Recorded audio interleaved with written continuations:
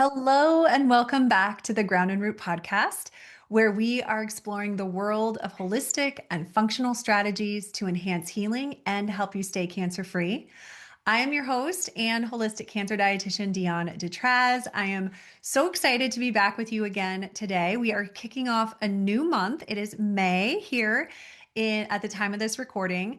We are mid-spring and moving our conversation on the podcast from detox support, which is what we were focusing on last month, to immune support. When we think about the different systems of cancer prevention that really play an integral role in helping us stay healthy and cancer free, our detoxification pathways and our immune systems, are key.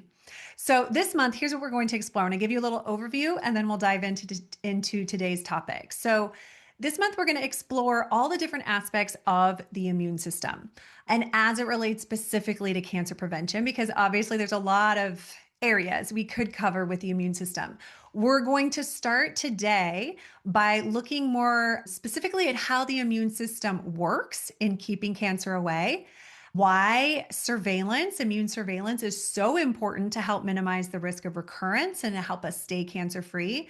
Also, why so many people are dealing with dysfunctional immune systems. When we think about some of the reasons people get cancer, especially why cancer rates have risen over the last several decades, dysfunctional or imbalanced, not optimal functioning immune systems is a really big reason why.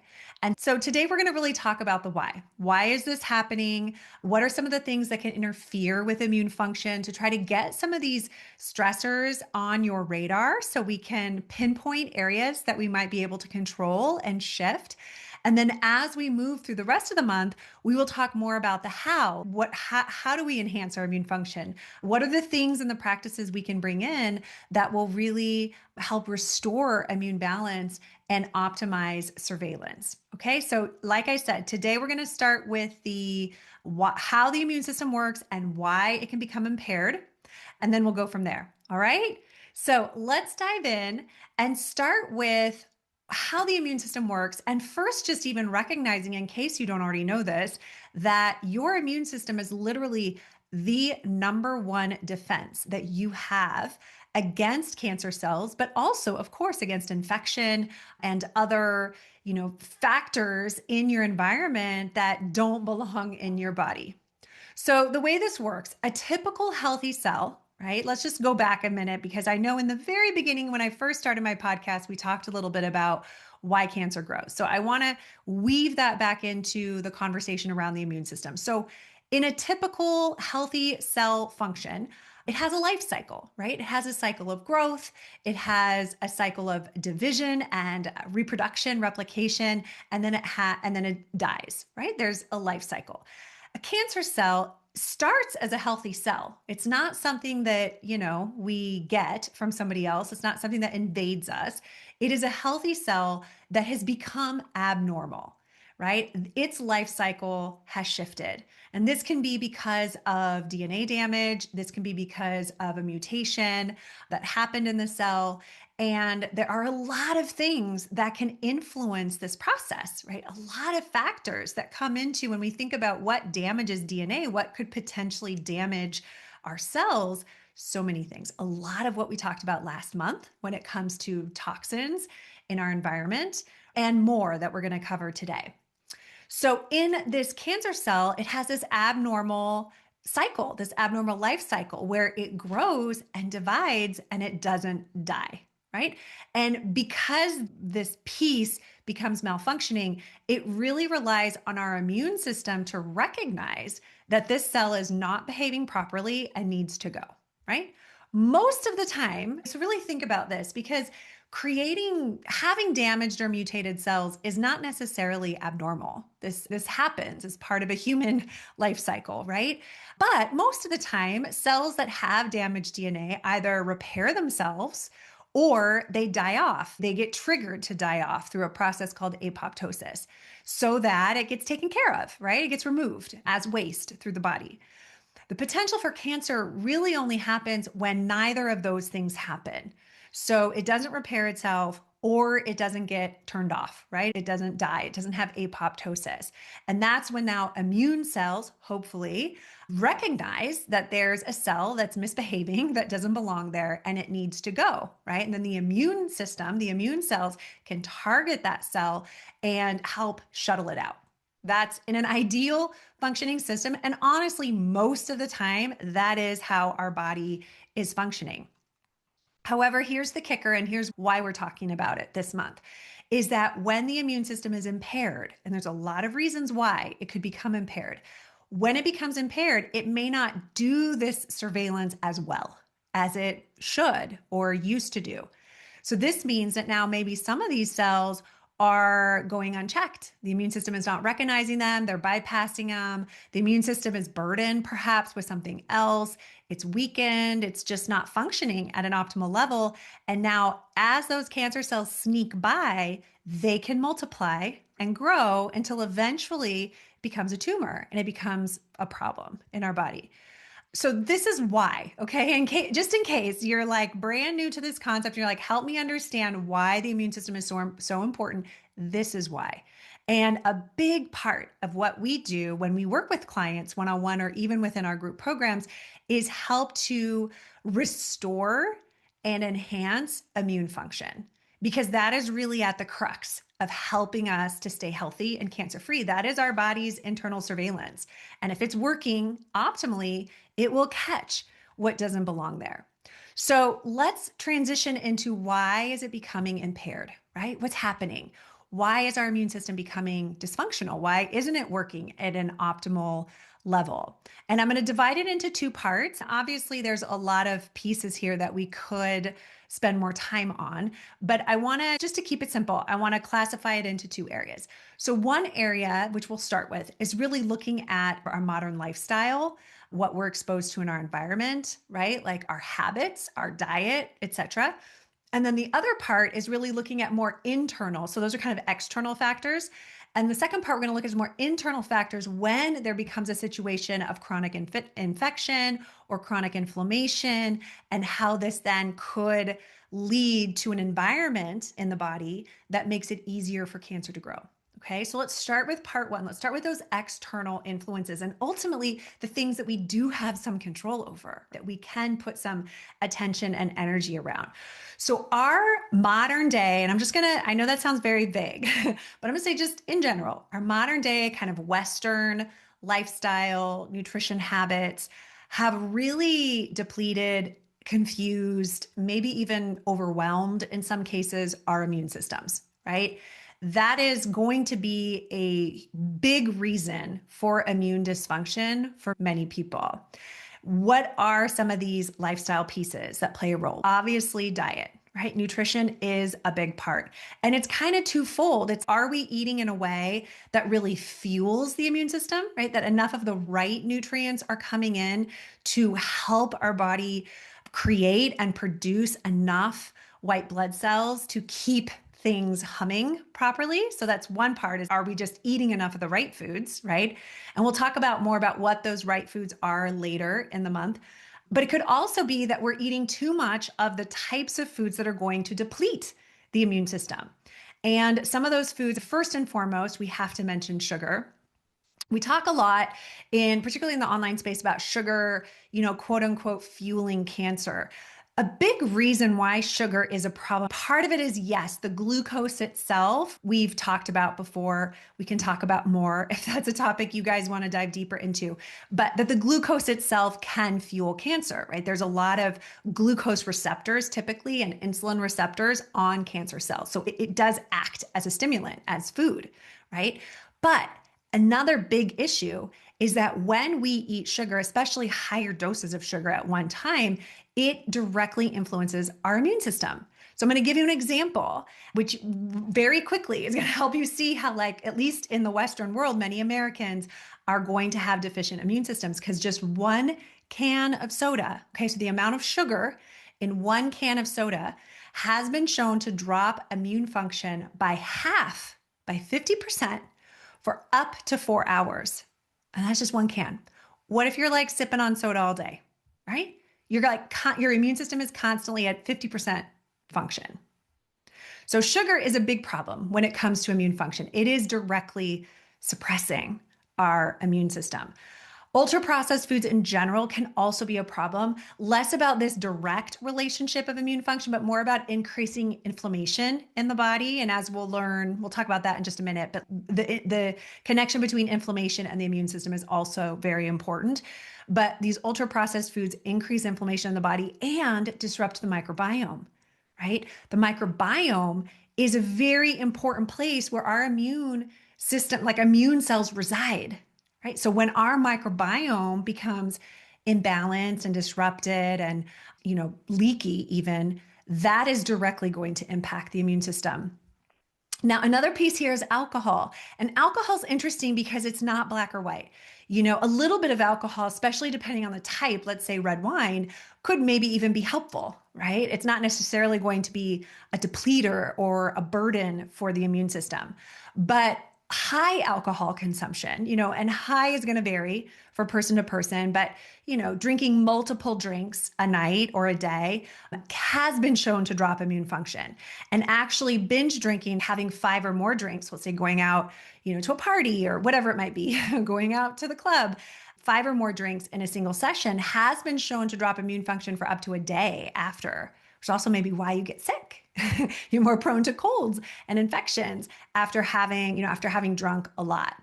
So our diet, the choices that we're making every day in what we're eating is going to be one factor that plays into this. Another one, which I'm guessing you could probably already assume I'm going to mention, is stress, right? So chronic stress is also going to be an issue. Now, again, this is not black or white. Stress is one of those things, and I know we've talked about this before when we talked about the nervous system. Acute stress actually enhances immune response, right? Because we have these beautiful built-in systems that when we need extra protection, we need extra energy so we can get away from the danger, or we can fight the danger. We have that support in our bodies, right? So in an acute instance, we actually get improved function. But in a chronic state of stress, and I'll share some research around this in a little bit, but in a chronic state of stress, we're actually going to have a lot less immune function. So that has been shown to drop immune function. A lot of that has to do with cortisol. As cortisol rises, our immune system can drop, right? Inflammation goes up, immune surveillance drops. So that's obviously going to be a problem. Now, another one that can factor into the stress equation is sleep. And poor sleep is another big contributor to suppressed immune function. Studies have shown that those who chronically or consistently get less than 7 hours of sleep a night, especially restless sleep, are 3 times as likely to develop a cold than somebody who's routinely getting 8 or more hours of sleep a night, right? Research has also shown, particularly for people who have jobs that force them to, maybe stay up through the night, they do shift work, etc. Even one night of sleep deprivation showed a drop in immune counts, in the bloodstream. So sleep is going to be also directly connected to immune function. Now, again, remember, once in a while this happens and we have suppressed immune function. Okay, like worst case scenario, we might get a cold, right? Or we might be exposed to a virus, get the flu, something like this. But if this is chronically happening, then it's like over time, our immune system is staying in a suppressed state, a depleted state, and that is going to put us then at an increased risk for cancer developing, because if we're chronically functioning with poor surveillance, then some of those abnormal cells are going to sneak by. Okay, a couple more things to consider when we think about just our modern day Western lifestyle. Disrupted circadian rhythms. This is another big one. We've talked about circadian rhythm on the podcast before.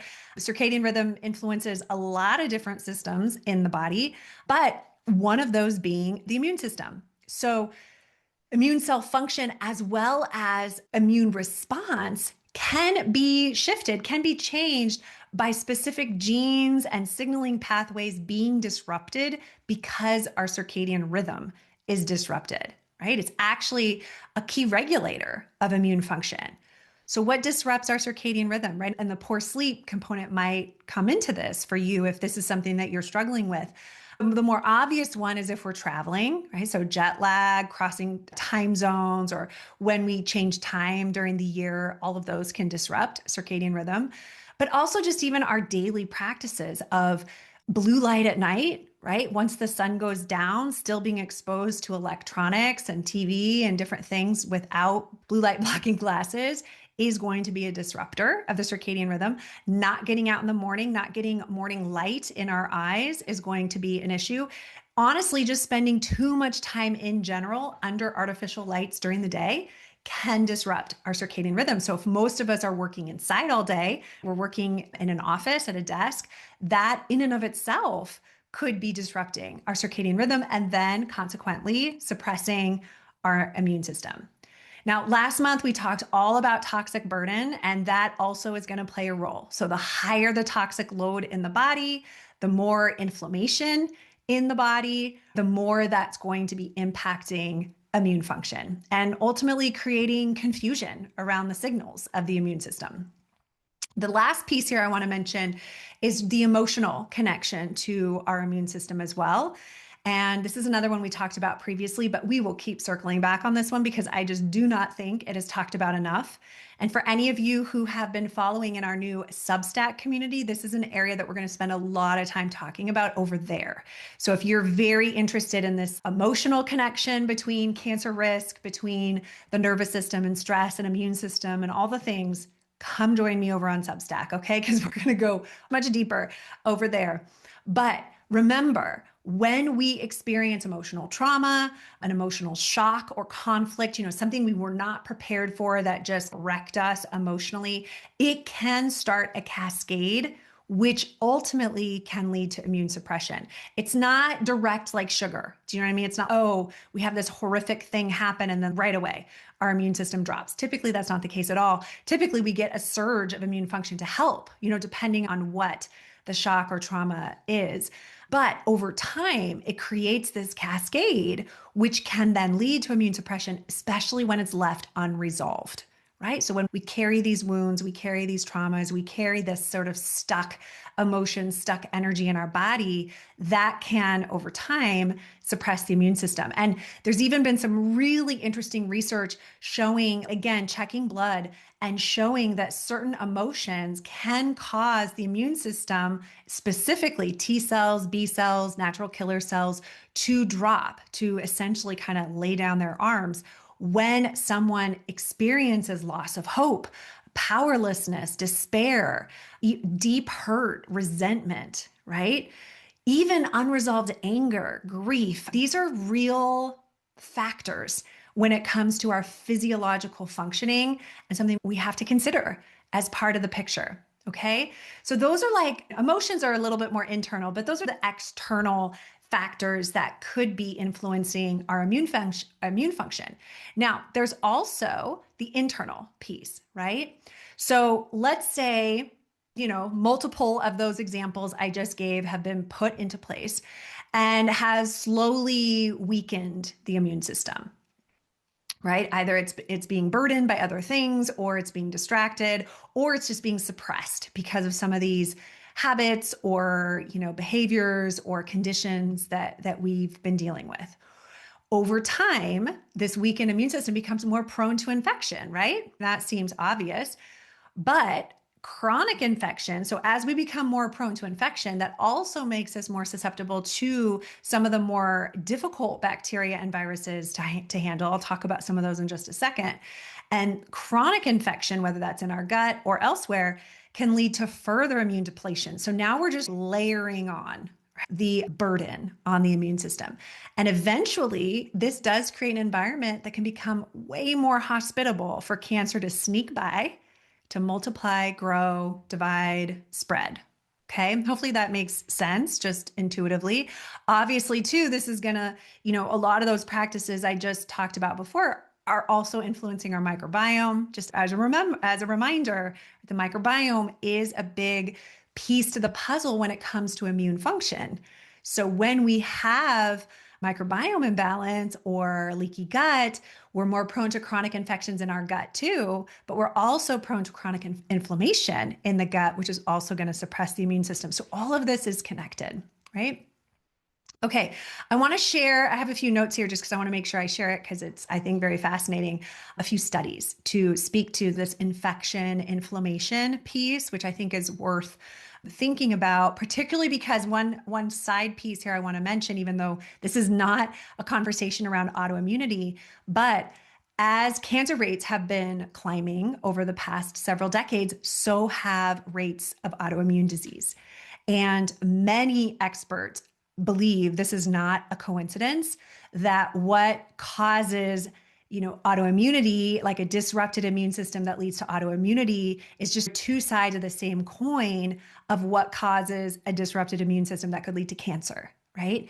So it's very likely has similar beginnings that could go in either path. And there are studies to show that people with certain autoimmune diseases do have increased risk for certain types of cancer. So then we also know that there's this connection that if you have one, kind of makes you more susceptible for the other as well. So we're not going to deep dive into that, at least not on today's episode, but just to know that there is definitely a connection there. Okay. So one thing I want to point out is that research has confirmed over the last couple decades that many cancers do arise from sites of infection, from sites of inflammation, even from sites of chronic irritation. And I would say, even just empirically, okay, in my own practice of, a small subset of the people on this planet, I have seen this where people have had an injury and then cancer happened to grow at the site of that injury. Just as an example. So I do think there is even just some empirical truth in this that I've seen in my own practice, but research is also confirming that this is an issue. The reason we think why this is happening is because when there is a site of, let's just use the injury as an example, even though there's other things that could be causing inflammation, but let's say it's a site of an injury, particularly an injury that didn't heal well, okay, and is still a problem. Maybe it's still bothering the person. So it's creating a condition of chronic inflammation, even if it's just like in that site, okay? The chronic inflammation is influencing the immune cells because what happens is immune cells are being called over to try to help manage the inflammation. And as they're doing their job the best they can, they're producing highly reactive molecules as a byproduct. Okay. The longer that's happening, the more those highly reactive molecules have a chance to damage the DNA. So it's the longer the inflammation hangs out, the more likely there's going to be problems in the neighboring cells. Another study showed, I'm actually going to quote this just to make sure I say it correctly, because I think it's really important, that researchers from MIT also found that when inflammation occurred, so here's the difference between like periodically versus chronic, okay? When inflammation occurred periodically in short bursts, like you might see, in the case of an acute injury, let's say that gets resolved, there was not any evidence of this DNA damage or cell mutation. But when the inflammation bouts occurred within a few days of each other, so even if it wasn't just like all the time 24/7, but within a few days of each other, let's say what could happen in chronic inflammation, there was a significant increase in cell mutations, okay? These mutated cells continue to divide and grow until eventually a tumor is formed. So that is a big piece of the puzzle when we think about what could be burdening the immune system and then putting us more at risk for cancer. We definitely have to look at some of these potentially chronic sources of infection, inflammation, irritation, right?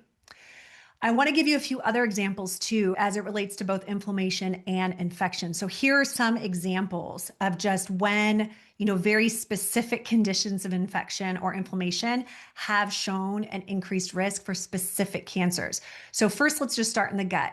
Irritable bowel diseases like colitis, like Crohn's, have been shown to have increased risk for colon cancer. That doesn't mean everybody who has Crohn's is going to get colon cancer, but there has a link has been shown, but it puts you at an increased risk for that, particularly if you have other genetic factors that might make you more susceptible.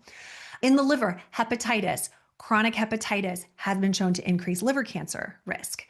Pancreatitis has been shown to increase pancreatic cancer risk. Now, chronic gastritis, which is an irritation in the stomach, plus, so now we're going to move into the infection piece, plus H. pylori overgrowth has also been shown to increase stomach cancer risk. Human papillomas, right, HPV, has been linked to increased risk for ovarian, cervical, anal cancers, head and neck cancers. Epstein-Barr virus has been shown to be linked to have an increased risk for non-Hodgkin's lymphoma. So we know, we kind of see this over and over, these connections between infection, chronic, okay, keep that in mind, chronic infection, chronic inflammation, and then increased risk for cancer. Now, a side note here, I would say, just to kind of keep this in your periphery as well, when we think about what else could be causing chronic irritation in the body, I would also think about foods. Because if you potentially have food sensitivities, food intolerances, food allergies that you're not aware of, or you're not avoiding those foods, that is going to be a source of chronic irritation or inflammation in the gut, which could then lead to the rest of the body, right? Gluten is a really good one. People who have celiac disease, for example, but don't know it, undiagnosed celiac disease, can put them at increased risk for cancer. So I would just, again, when we're considering all the factors, some of these things we have control over. A lot of these things I'd say we have control over. Some of them we don't. But the more we understand the physiology behind it, the more we can actually do something about it, right? The more it empowers us. And honestly, as I dove into all of this and learned about this over the years, it is not lost on me that when I think about my father's progression to cancer, which I've shared on here before, it's really clear his immune system didn't work well for many years. He had an autoimmune disease. He had rheumatoid arthritis that started, I believe, in his 30s.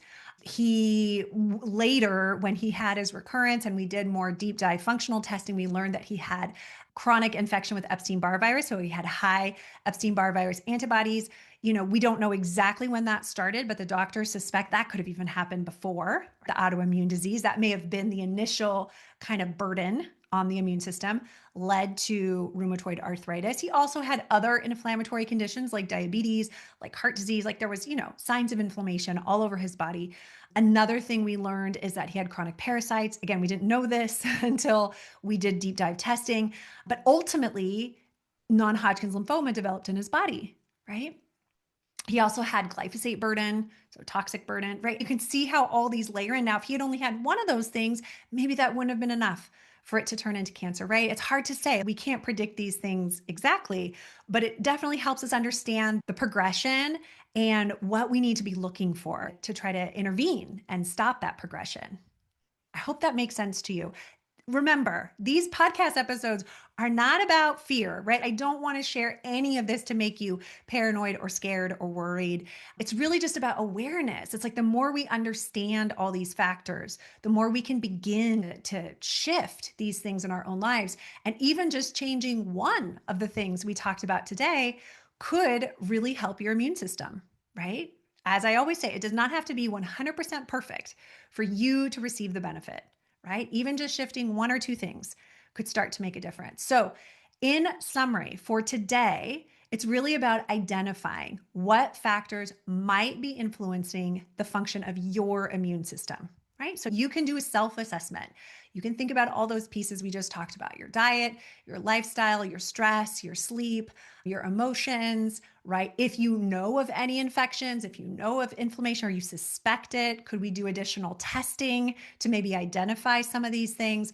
We could also do additional blood testing to take a look at your immune counts. Like, how robust is your immune system? Or is it a bit low, right? Is it weakened? Is it depleted? Is there autoimmunity? All of these things, all of this information is going to be helpful when you're putting together your game plan to help restore your wellness, to optimize your health.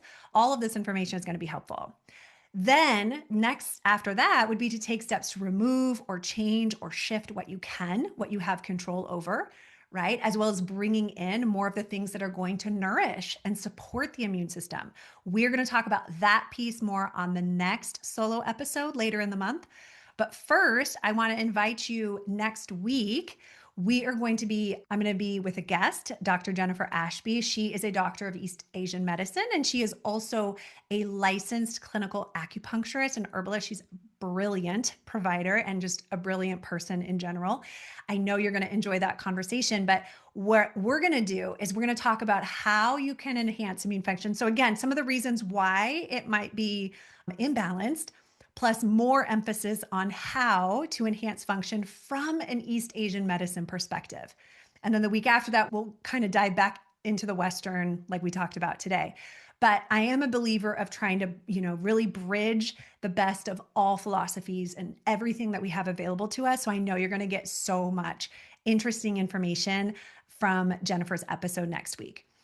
And the last thing I want to say is that, like I mentioned in the very beginning, enhancing your immune function, your immune surveillance is one of the priorities that we have inside of our coaching programs. There's a lot of things we do and support people with, but that is one of the main ones, because the truth is, this is your number one defense, right? And if it is weak, if it is imbalanced, if it is not functioning properly, that it's going to put you at a deficit when it comes to cancer. So if you'd like to learn more about how we do this, we have a 3-step system of how we enhance immune function. I actually do have a free video below that you can watch if that's interesting to you. Of course, you can always reach out to us too if you're looking for some more personalized guidance or support. Thank you so much for being here with me today. I hope that was an interesting conversation for you and maybe gave you a few new things to think about or some ahas. If you are enjoying the content we're covering here at the Ground Root Podcast, please help us spread the word, share, subscribe, leave a review. We're still such a small podcast, and I really appreciate your support in helping this information get into the ears of as many people as possible. I can't do it all by myself, so I really appreciate you sharing it. And I wish you such a beautiful day. I look forward to connecting with you again on next week's episode. Bye for now.